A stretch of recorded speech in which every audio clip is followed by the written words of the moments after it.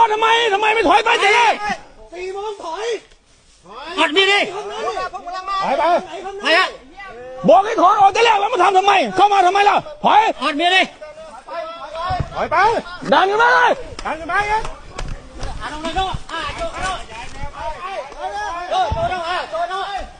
ใหญ่ออกเอ้ยเอาดิมาอันคุยตึกขาดจ้ะมาดูดิ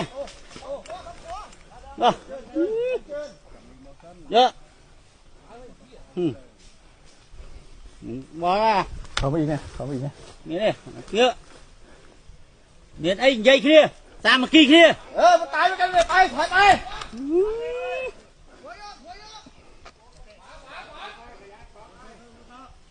ตาเดียวขยับแล้วขึ้นมาตาเดียวขยับแล้วนะ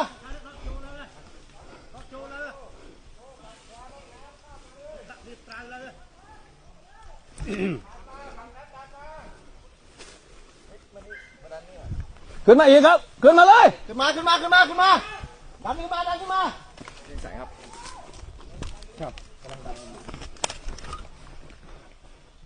มาอีก